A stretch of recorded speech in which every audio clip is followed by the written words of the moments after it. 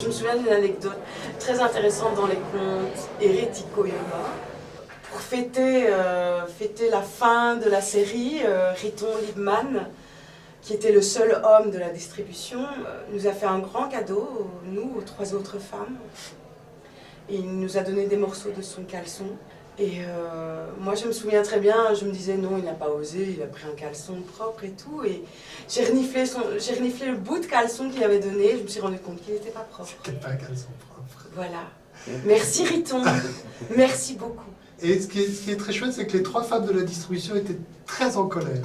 Et quand ma femme m'a raconté ça, elle s'attendait à ce que je sois en empathie avec elle, à s'offusquer. Moi, ça m'a fait mourir de rire. Donc, à toi?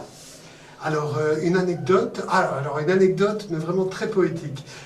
J'ai joué dans No Man's Land, l'adaptation du scénario du film de Tanovic. C'était Roland Marden qui mettait en scène. Et je tenais comme rôle, pour ceux qui connaissent l'histoire, le rôle du soldat bosniaque qui est coincé sur une mine. Et donc, qui ne peut absolument pas bouger, sinon la mine explose, et donc c'est vraiment le nœud de l'histoire. Et donc, pendant toute l'histoire, j'étais immobilisé en scène pendant 2 heures, couché sur une mine. Et malheureusement, un soir, j'ai eu une gastro-entérite. Bonjour la fraîcheur. Et donc, c'était extrêmement pénible. Et surtout qu'à la dernière demi-heure de la pièce, mon personnage, c'est le texte de la pièce, hurle à tout le monde, sortez-moi de là, je dois chier. Et donc hurle à la terre entière, sortez-moi là, je dois chier. Et donc je crois que ce soir-là, je ne l'ai jamais aussi bien joué. Je crois que c'était particulièrement... Acteur studio, méthode. Voilà, c'était la petite anecdote fraîcheur. Bon anniversaire au Ah ouais, Poche. bon anniversaire.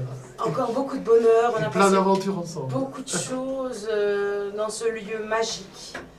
On a des milliers de rencontres, des gens magnifiques, d'autres un peu moins, mais bon, partout. Ça va. Moi, c'est ce théâtre qui m'a donné envie de faire du théâtre. J'ai vu le procès de Kafka. C'était une adaptation, je ne sais plus qui le faisait.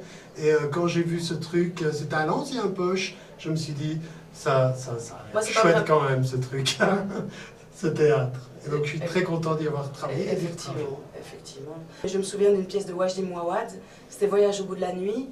Il était venu la présenter ici.